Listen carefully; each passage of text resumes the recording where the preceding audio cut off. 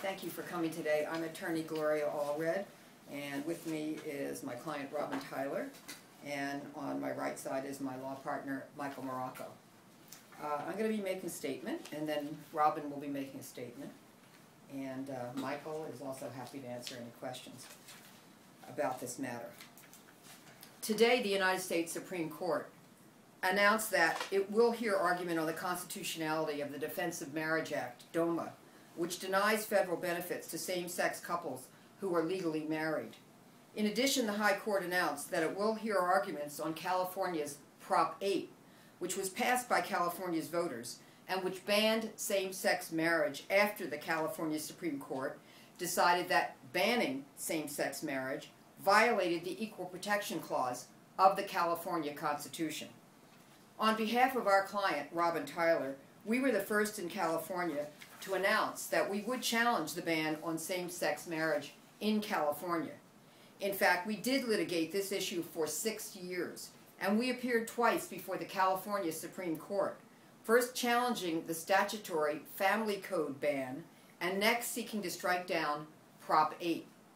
We were victorious in our first case before the California Supreme Court, and our victory resulted in Ms. Tyler and 18,000 other couples being able to marry in California. After that victory, Prop 8 was passed by the voters, and we challenged Prop 8, arguing that it was unconstitutional in violation of the California Constitution. Although the California Supreme Court in our second case upheld the 18,000 same-sex marriages that had taken place, the court also upheld Prop 8 and banned future same-sex marriages in California. Later, in a federal case, both the United States District Court and the United States Court of Appeals for the Ninth Circuit held Prop 8 to be unconstitutional. We are hopeful that the U.S. Supreme Court will decide that Prop 8 and DOMA are unconstitutional and a violation of the Equal Protection Clause of the United States Constitution. Since Prop 8 was passed, a number of states have upheld the right of same-sex couples to marry, and polls have shown a trend in public opinion in support of same-sex marriage. This issue involves the fundamental right to marry the person of one's choice, and that right should be enjoyed by every adult in the United States and should not depend on where that person lives. We understand that the United States Supreme Court may decide the Prop 8 issue and limit its ruling so that it only applies to California. But we hope that the United States Supreme Court will not make such a limited ruling, even though such a ruling would allow same-sex couples to marry again in California, because the right to marry should be available to all adults in this nation. On behalf of the Women's Equal Rights Legal Defense and Education Fund, WorldDef, we intend to petition the United States Supreme Court to ask permission to file a friend of the court brief on this important civil rights issue involved in this case. This is one of the most important civil rights cases of our time, and we hope that the court will decide it in a way that respects the rights and dignity of a minority that has been for too long denied their equal rights under the law. And now, I'm happy to present Ms. Tyler.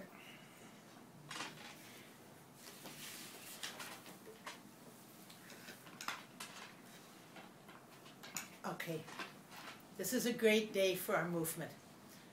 A reporter called me this morning and said, well, what do you think? Gay marriage is going to the Supreme Court. And I said, no, it's not. There's no such thing as gay marriage. There's no gay driver's license or gay birth certificate or gay death certificate. There's just a marriage certificate. So marriage equality is going to the Supreme Court. Whether we're going to be allowed the same right as non-gay couples.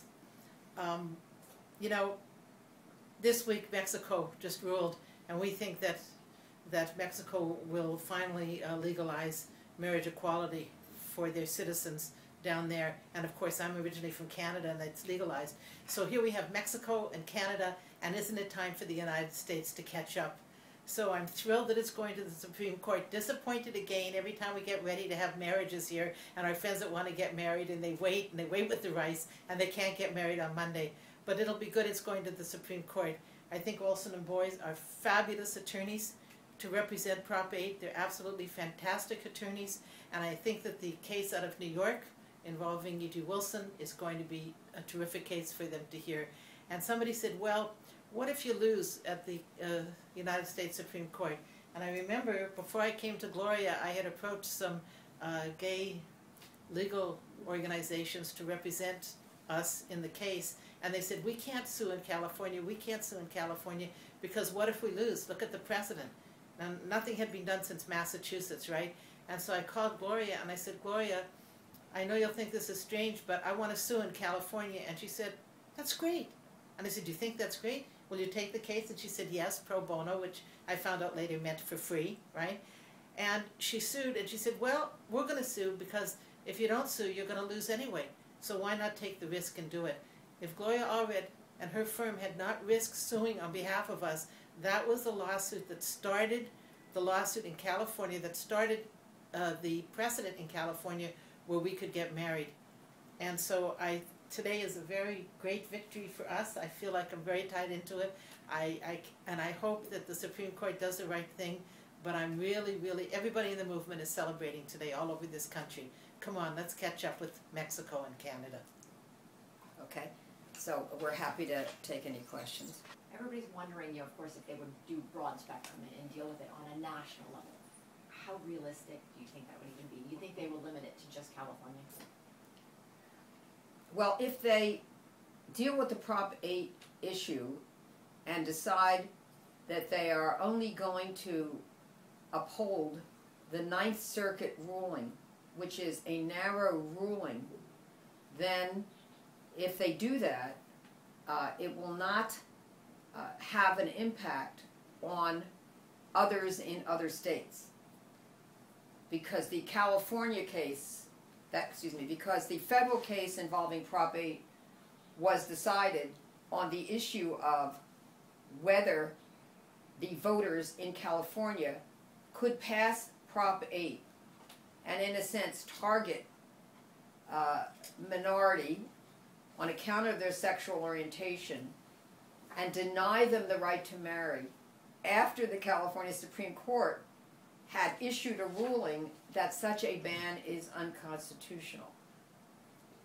So if they just uphold the Ninth Circuit ruling, it will only affect California. If, however, they decided on an equal protection basis, that it violates the Equal Protection Clause of the United States Constitution, then it could have an impact throughout the United States.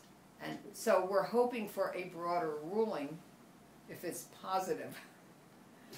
But even if it's a narrow ruling, it would at least affect those of us in California. But to paraphrase Senator Barbara Mikulski, when she was talking about the Equal Rights Amendment years ago, we shouldn't have to fight this battle plantation by plantation. In other words, we shouldn't have to fight this battle state by state. There should be one broad ruling that will affect everyone in the United States and uphold the fundamental right to marry the person of your choice in any and every state in the United States. Did you want to add? No, I think that's fine. And don't forget, when Gloria's firm first took the case, the majority of the public was against us. Now 4 states have passed marriage equality laws. Finally, we're catching up to, a lot of countries in the rest of the world, and people are meeting us as couples and knowing that we're no different than anybody else except we're same-sex couples. And so, just look at the trajectory of our movement and how far we've come since you filed the case. In 2004. 2004, right. It's a very short amount of time to have come this far. So we're really looking forward to going to the Supreme Court. I'm not dreading it at all. I believe justice is not just us, and I'm not dreading it, and I'm really, really happy, and we are a mass movement now. And so I'm really excited about today's ruling and that they're accepting the cases. And I'll just say, I guess I would say that I'm cautiously optimistic. But as to Robin's point about the trend, The court years ago struck down bans on interracial marriage, even at a time when the majority of states had not yet struck down such bans. And even when the majority of the electorate had not decided that such bans were discriminatory. So the court can be a leader and doesn't have to wait for the public to catch up. Don't you think this has become more of a hot button issue? They don't seem to want to touch it in the same way as those. Well, they have now decided Yeah, I just to accept both cases. And so that was a decision on their part. The United States Supreme Court is never compelled, is not mandated to accept cases that individuals are petitioning them to accept through a writ of certiorari. It's within their discretion. I mean, they have guidelines, but it's still discretionary. And so they have decided to decide these issues. But whether they will decide them broadly or narrowly, positively in favor of equal rights, or negatively, we don't know.